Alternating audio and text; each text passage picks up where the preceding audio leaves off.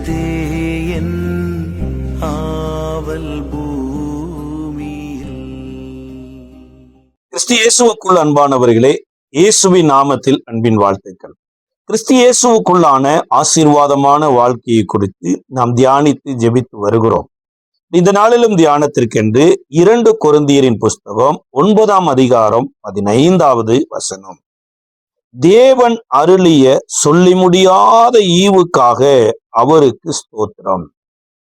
அதாவது ஒவ்வொரு மனிதனுடைய வாழ்க்கையிலையும் தேவன் அவரவருக்கு என்று சொல்லி அநேக நன்மைகளை அருளி இருக்கிறார் அப்படின்னா தனிப்பட்ட முறையில அநேக விதமான கிருபைகளை கொடுத்திருக்கிறார்.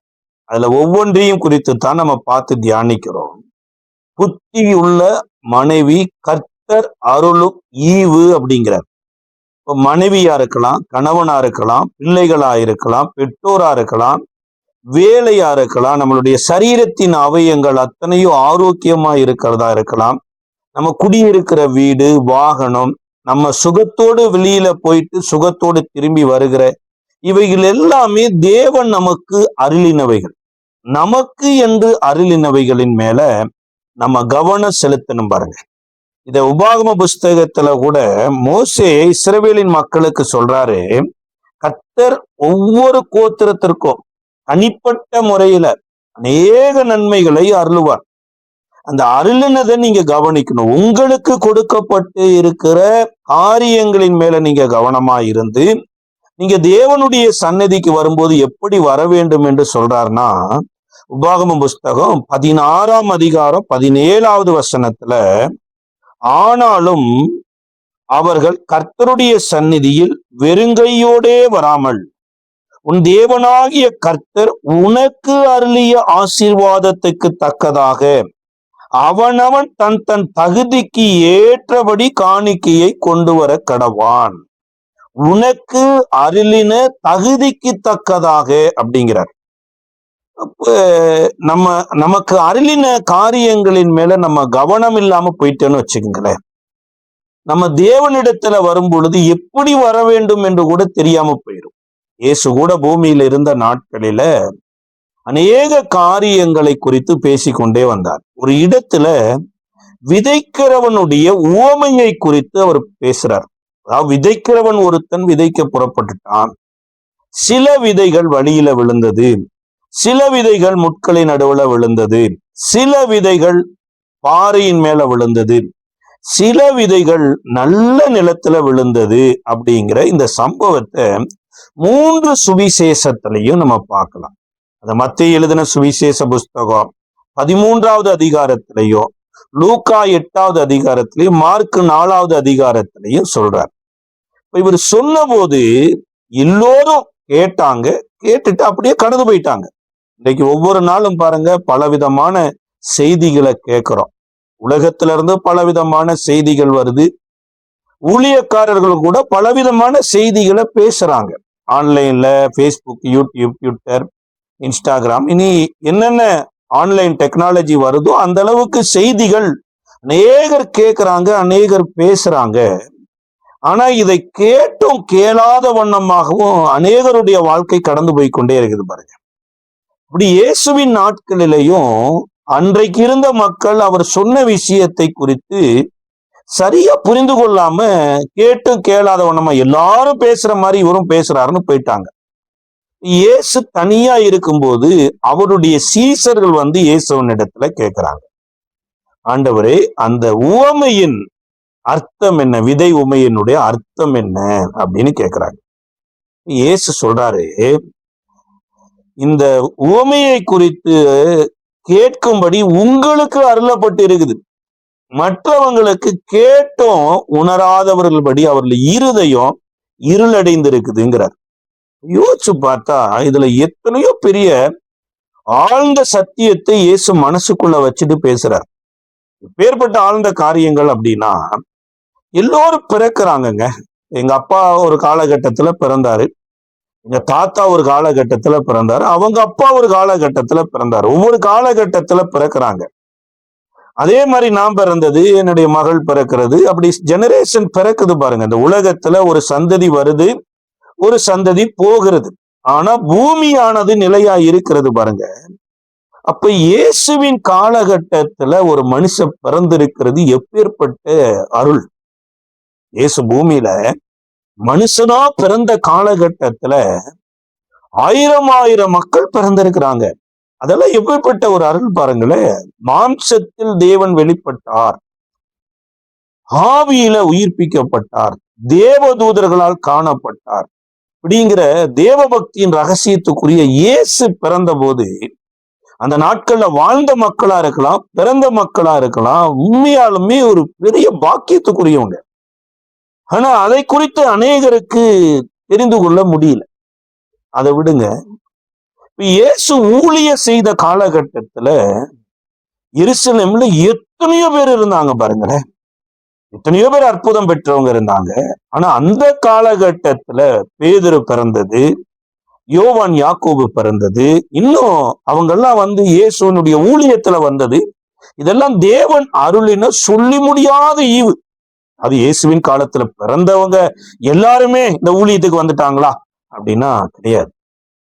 அப்ப அந்த காலகட்டத்துல தேவன் அருளின ஈவு பாருங்க. இவங்களை இயேசுவினுடைய ஊழியத்துக்கு வந்ததுக்கு அப்புறம் எத்தனையோ பேர் இயேசுவோடைய கூட இருந்திருக்கிறாங்க பாருங்க.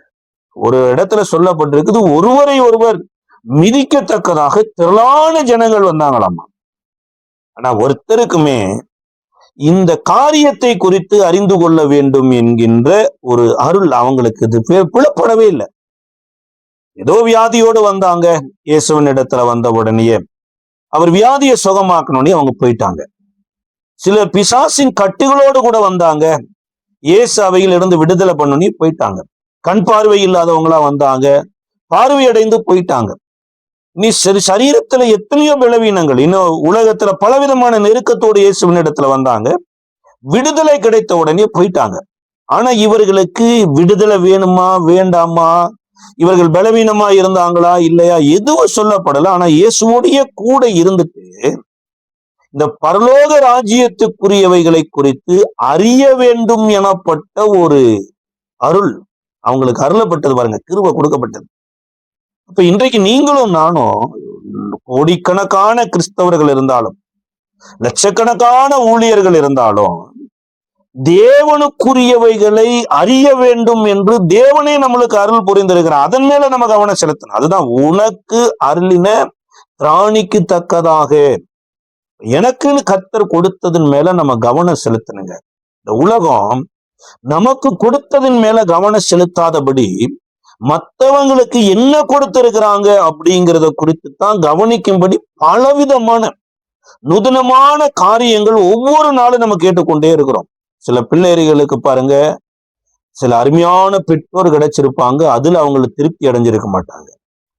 சில மனைவிமார்களுக்கு பாருங்க, அருமையான கணவன் கிடைச்சிருப்பாரு, அதுல திருப்தி அடைய மாட்டாங்க. அதே போல சில கணவன்மார்களுக்கு பாருங்க, அருமையான மனைவி கிடைச்சிருப்பாங்க, அதுல திருப்தி அடைய மாட்டாங்க. பிசாசு ஏதேன் தோட்டத்துல எப்படி முதல் மனுஷனையும் மனுஷியையும் வஞ்சித்து தேவன் கொடுத்த அதுல திருப்தி அடையாதபடிக்கு, நீ சொல்ல போனா தேவன் எல்லாவற்றையும் கொடுக்க வல்லவர் என்பதை அவரை அறிகிறதுக்கு பதிலாக தேவன் விளக்கினதை புசிக்கும்படியாகவும் அதுலதான் நன்மை இருக்கும்படியா வஞ்சித்தது போல இந்த கடைசி நாட்களில நமக்கு அருளி இருக்கக்கூடிய காரியங்களின் மேல நாம் கவனம் செலுத்த முடியாதபடி மற்றவங்களோட கம்பேர் பண்றது. ஊழியத்திலேயே அத்தனை அநேகரை பார்க்கலாம் பாருங்க. சிலர் ஒரு பாடல் பாடி அவர் வீடியோ ரெக்கார்ட் வெளியிட்டாருன்னா, அவர் எப்படி வெளியிட்டாரோ அதே மாதிரி இவர் ஒரு பாடல் பாடி வெளியிட்டு அதுல ஒருத்தரை ஒருத்தர் காப்பி அடிச்சு ஒருத்தரை போட்டி போட்டு தங்களுக்கு அருளிய தேவ காரியங்களில கவனம் செலுத்தாம போயிடுறாங்க. இதனுடைய ரிசல்ட் என்னன்னா, ஒவ்வொரு நாள் வரும் பாருங்க, உனக்கு அருளினபடியே நீ தேவனுடைய சன்னதியில காணிக்கை செலுத்தணும். மோசே சொன்ன மாதிரி யாருடையதையோ நான் பிடிச்சுக்கிட்டு யாருடையவே காப்பி பண்ணி கடைசியா தேவனுடைய சன்னதியில நிற்கும் போது தேவன் என்ன பார்த்து, உண்மையும் உத்தமமான ஊழியக்காரனே, உன் எஜமானுடைய சந்தோஷத்துக்குள் பிரவேசி என்கின்ற அந்த ஆசீர்வாதத்தை நான் சுதந்திரிப்பனா அப்படிங்கிறது ஒரு கேள்விக்குறியா மாறிடக்கூடாது பாருங்க. அப்ப எனக்கு அருளினவைகள் என்ன? அன்றைக்கு சீசர்களுக்கு அருளினது என்ன?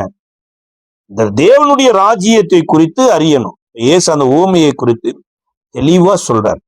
வழியில விழுந்தவங்க யாரு, கட்பாறையில விழுந்தவங்க யாரு, முள்ளுள்ள இடங்கள்ல விழுந்தவங்க யாரு, நல்ல நிலத்துல விழுந்தவங்க யாரு, இதெல்லாம் விளக்கி சொல்றார். இப்ப இன்றைக்கு உங்களுக்கு எனக்கும் தேவன் என்ன அருளி இருக்கிறார் அப்படிங்கிறத பாக்குறதுக்கு முன்னாடி, நம்மள மாதிரியே பூமியில அநேக நன்மைகளை அருளி இருக்கிற பரிசுத்தவான்களை வேதம் சொல்லுது பாருங்க. அதுல ஆதியாம புஸ்தகத்தினுடைய 28வது அதிகாரத்துல ஈசாக்கு தன் குமாரனாகிய யாக்கோபை அழைத்து அவருக்கு ஒரு ஆசீர்வாதத்தை கொடுத்து அனுப்புறார். அத 4வது வசனத்துல பாருங்க. தேவன் ஆபிரகாமுக்கு கொடுத்ததும் நீ பரதேசியாய் தங்கினதுமான தேசத்தை நீ சுதந்திரித்துக் கொள்ளும்படி ஆபிரகாமுக்கு அருளிய ஆசீர்வாதத்தை உனக்கும் உன் சந்ததிக்கும் அருளுவாராக என்று சொல்லி அவனை ஆசீர்வதிச்சார். எந்த சூழ்நிலையில யோசிச்சு பாருங்க. ஈசாக்கினுடைய நிலைமையோ இந்த யாக்கோபுடைய நிலைமையை நல்லா யோசிச்சு பார்த்தா, முதல் நாள் இந்த ரெபேக்காளினுடைய ஆலோசனையை கேட்டு நான் தான் ஏசா அப்படின்னு சொல்லி தவறுதலாய் ஒரு வஸ்திரத்தை உடுத்திட்டு போய் இந்த ஈசாக்கை ஏமாத்தி ஏசாவுக்கு கொடுக்க வேண்டிய ஆசீர்வாதத்தை தவறான வழியில போய் இந்த யாக்கோபு சுதந்திரித்து கொண்டான். அந்த நாட்களில ஈசாக்குக்கு கண் பார்வை கொஞ்சம் மங்களாயிட்டு, சரியா தெரியல, கண் பார்வை இல்லைன்னு வைங்களேன். அப்ப கண் பார்வை இல்லாத ஒரு தகப்பனை ஒரு பிள்ளை தப்பான ஒரு முறைமையில போய் ஏமாத்தி ஆசீர்வாதத்தை வாங்கிட்டார். இது தெரியாத போது ஆசீர்வதிக்கிறது வேற. ஆனா தெரிஞ்சிருச்சு. அந்த சாயந்தர வேளையில ஏசா வேட்டையாடி கொண்டு வந்து ஆசீர்வாதத்தை கேட்கிறார். அப்ப ஈசாக்கு ஏசாவின் இடத்துல சொல்றாரு, எல்லா ஆசீர்வாதத்தையும் நான் கொடுத்துட்டேனே, ஒரு ஆசீர்வாதமே இல்லையே அப்படிங்கிறார். அப்ப தன்னை தான் பிள்ளை ஒரு ஏமாத்திட்டாரு, தன்னுடைய பலவீனத்தை மிஸ்யூஸ் பண்ணிட்டாரு. இது தெரிந்ததுக்கு அப்புறம் எப்படி அந்த பிள்ளையை ஆசீர்வதிக்க முடியும், எப்படி அந்த பிள்ளை தேவனுடைய ஆசீர்வாதத்துக்கு சுதந்திர வழியா மாற முடியும்னு சொல்ல முடியும். இதே மாதிரி ஒரு தகப்பன் தான் நோவாவும். அதாவது ஜலப்பிரவாகத்திலிருந்து காக்கப்பட்டு திராட்சை பயிரிடுகிறவனாகி திராட்சரசம் குடித்து வெறித்து இருக்கிற போது தன் வஸ்திர விலகி இருந்ததை தன்னுடைய குமாரனாகிய காம் மற்ற 2 குமாரராய் சேம் யாபேத்தின் இடத்துல சொல்லிட்டார். இப்ப வெறி தெளிந்த போது இந்த சேமு யாபேத்து பின்புறமாய் வந்து இந்த நோவாவின் வஸ்திரத்தை மூடினதை அறிந்து எழுந்த உடனேயே சொல்றாரு, கானான் சபிக்கப்பட்டவன் அப்படிங்கிறார். ஒரு தகப்பன் தான். இவர் பண்ணின தப்ப காட்டிலும் இந்த யாக்கோபு பண்ணின தப்பு மிகப்பெரிய தப்பு.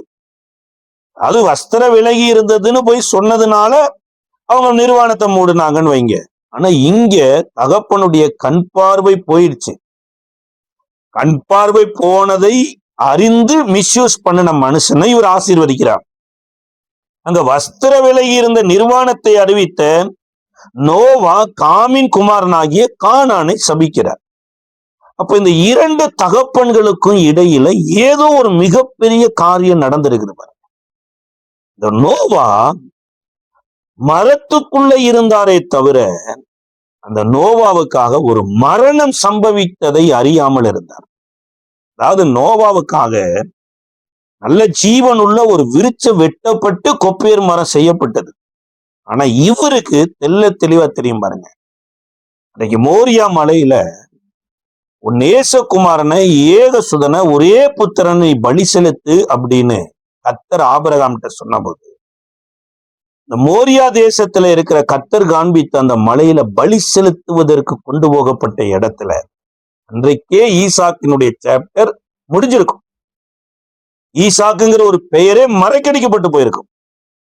ஆனா அந்த சூழ்நிலையில தேவன் இந்த ஈசாக்குக்காக முட்களின் நடுவுல சிக்கப்பட்டு இருக்கிற ஒரு ஆட்டை எடுத்து பலி செலுத்த கிருபை தந்தார் பாருங்க, அருள். இன்றைக்கு வாழ்வதற்கு காரணம் தேவன் அன்றைக்கு ஒரு ஆட்டுக்குட்டியை அருளாம இருந்திருந்தார்னா இன்றைக்கு நான் இந்த இடத்துல உயிர் வாழ்ந்திருக்க முடியாது. அப்ப நான் உயிர் வாழ்வதற்காக சம்பந்தமே இல்லாத ஒரு நல்ல ஆட்டுக்குட்டி பலியாயிருக்கும் போது தேவன் என் தகப்பனாருடைய பலியில சில மிஸ்டேக் நடந்துருச்சு. ஏன்னா 2வது வசனம் சொல்லுது 22வது அதிகாரத்துல தகன பலி செலுத்தினதா சொன்னார். அப்ப தகன பலியினுடைய முறைமை லேவியராகமத்துல தான் சொல்லப்பட்டு இருக்குது 1வது அதிகாரத்துல.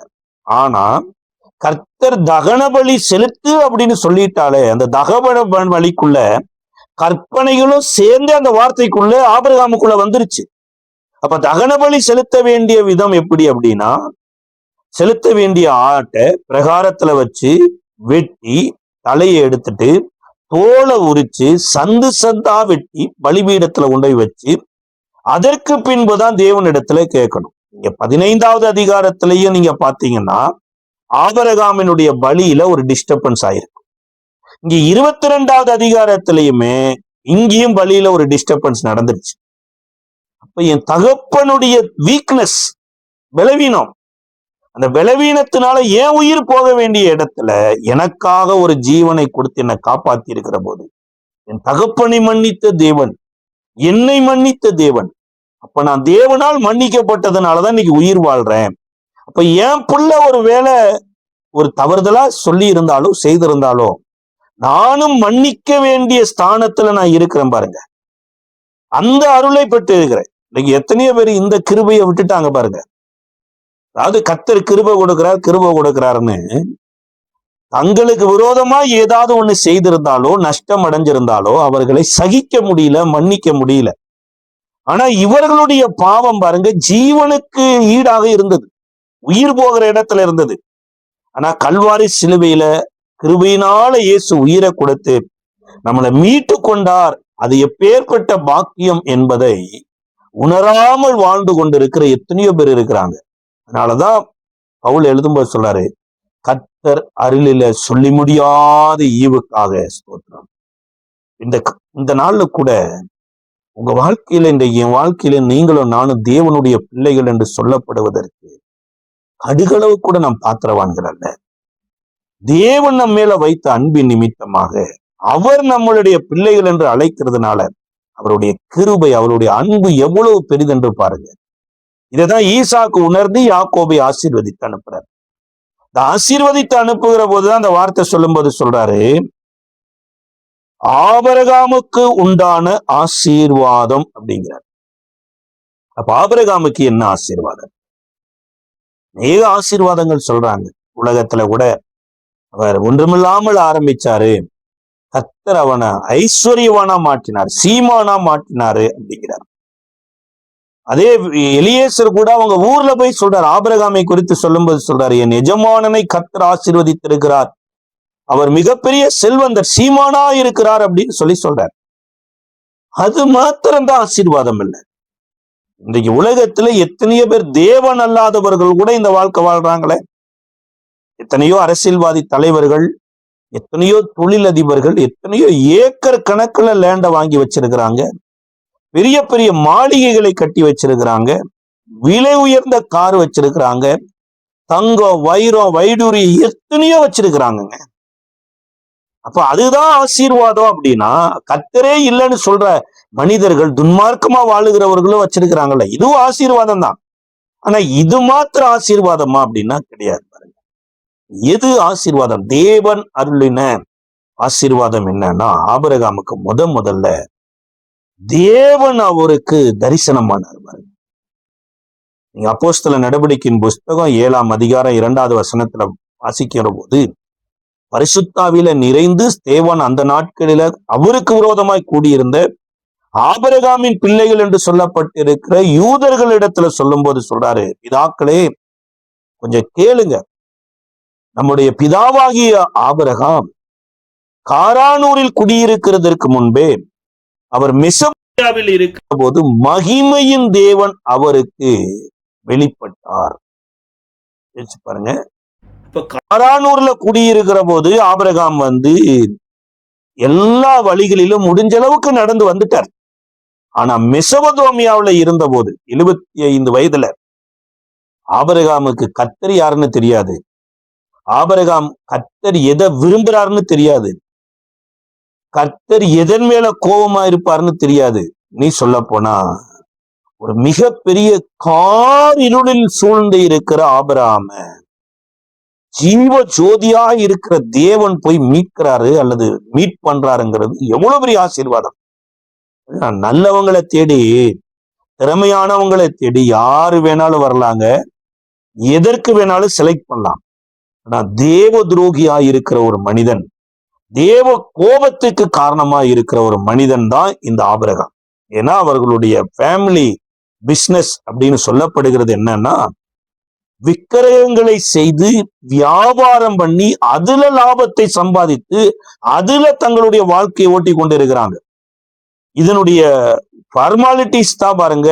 லாபான் யாக்கோபன் இடத்துல விசாரிக்கிற போது, ஏன் என் தெய்வத்தை திருடி கொண்டு வந்தாய் அப்படிங்கிற, சிலை செய்து வியாபாரம் பண்ணுவதுதான் அவங்க பரம்பரை தொழிலே. ஆனா நியாயப்பிரமாணத்துல கர்த்தர் சொல்றாரு, தேவனுக்கு நிகராக இந்த உலகத்துல வேற எதையும் தேவனுக்கு ஒப்பாக வைக்காதீங்க. சிலை வழிபாடோ அல்லது வானத்திலேயோ பூமியிலோ வேற எதையுமே சிருஷ்டிக்க வேண்டாம், நமஸ்கரிக்க வேண்டாம், வழிபட வேண்டாங்கிறார். அப்ப தேவன் எப்படியா இருக்கிறார்னா, ஆவியா இருக்கிறார், ஒளியா இருக்கிறார், வார்த்தையா இருக்கிறார், அன்பா இருக்கிறார், அவர் இருக்கிற வண்ணமாகவே இருக்கிறார். அப்ப அவருக்கு நிகராக இந்த உலகத்துல வேற எதுவுமே இல்லைங்கிற ஒரு தேவனை போய் ஒரு சாதாரண ஒரு மரத்தை எடுத்து ஒரு சிலையை செய்து, சாதாரண ஒரு கல்லை எடுத்து ஒரு சிலையை செய்து, சாதாரண ஒரு மண்ணை எடுத்து சிலையை செய்து, இவைகள்தான் வானத்தையும் பூமியும் சிருஷ்டித்தது, உன்னை என்னையும் படைத்தது என்று இந்த உலகத்திற்கு ஜனங்களை தப்பி போக பண்ணின ஆபிரகாமை மீட் பண்ணி, தேசத்தை விட்டு, உன் இனத்தை விட்டு நான் காண்பிக்கும் தேசத்துக்கு வான்னு அழைக்கிறார்னா, இதுதாங்க ஆசீர்வாதம். உலகத்துல எத்தனையோ பேருக்கு கிடைக்காத ஒரு மிகப்பெரிய பாக்கியமும் சிலாக்கியம் என்ன தெரியுங்களா?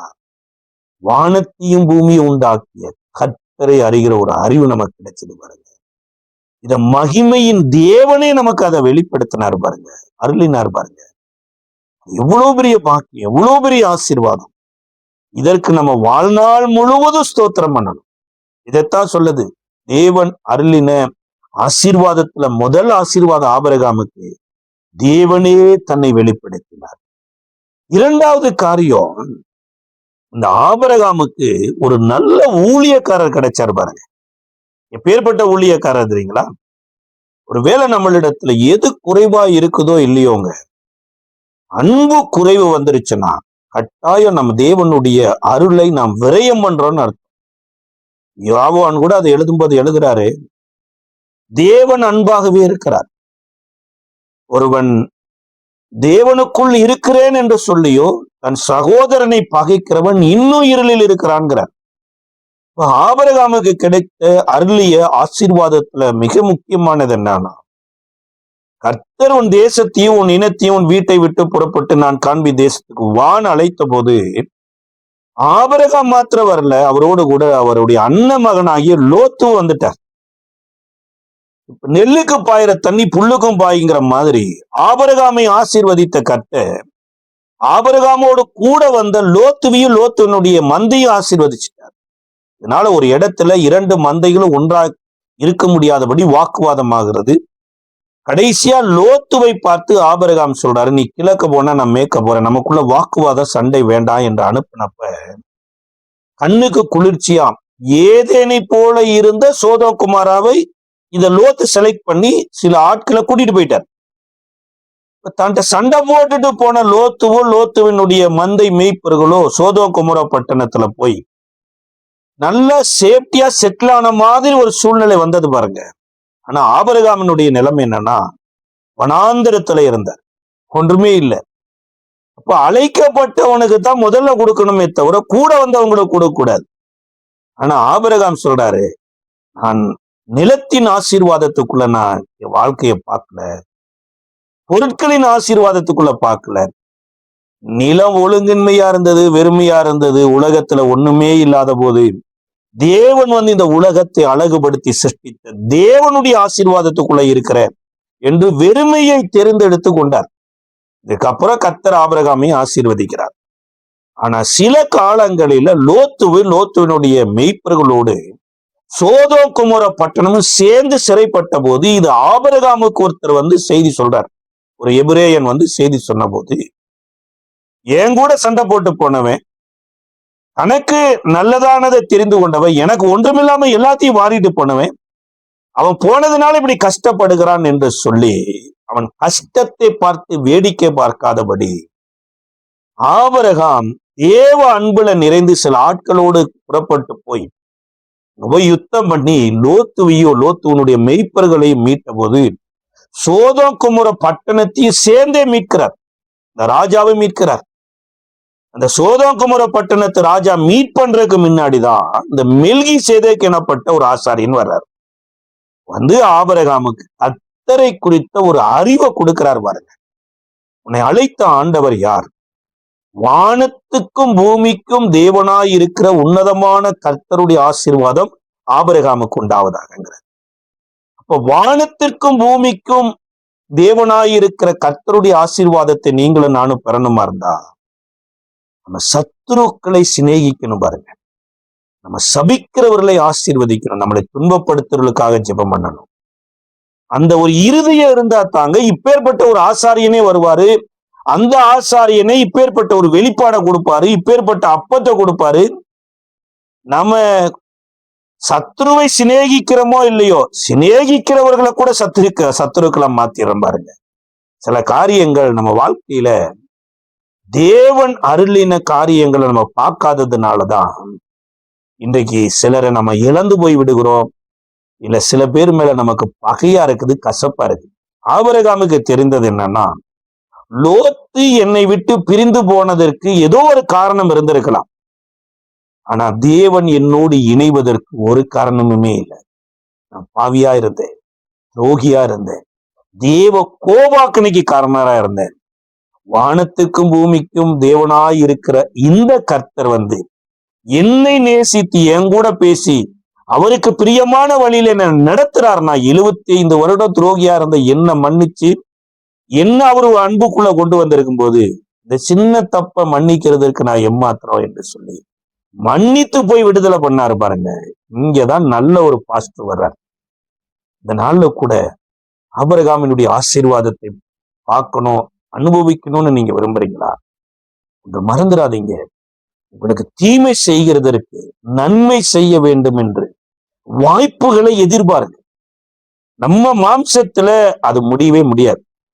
அதனாலதான் பவுல் ரோமருக்கு எழுதும் போது 5ஆம் அதிகாரம் 5வது வசனத்துல, மேலும் நமக்கு அருளப்பட்ட பரிசுத்த ஆவியினாலே தேவ அன்பு நம்முடைய இருதயத்தில் ஊற்றப்பட்டிருக்கிறபடியால் அந்த நம்பிக்கை நம்மை வெட்கப்படுத்தாது.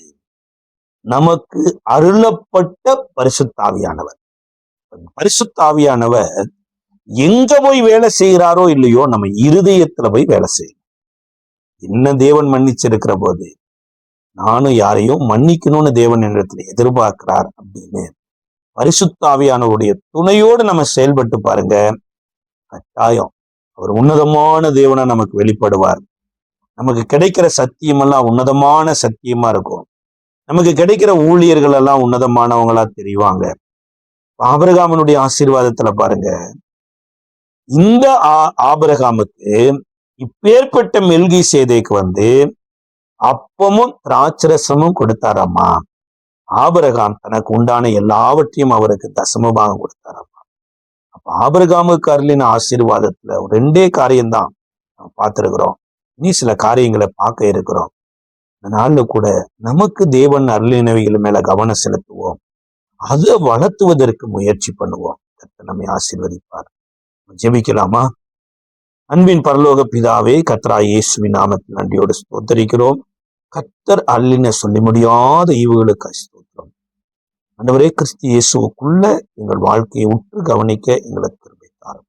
ஆசீர்வதியும். இயேசுவின் நாமத்தில் ஜெபிக்கிறோம் நல்ல பிதாவே. எங்களோடு நீங்கள் தொடர்பு கொள்ள மிஷனரி சகோதரர் ஜெயபால், இயேசுவின் ஆசீர்வாத ஊழியங்கள், சேலையூர், சென்னை, தென்னிந்தியா. Missionary brother Jayapal, Jesus plus ministries, Selaiyur, Chennai, south India.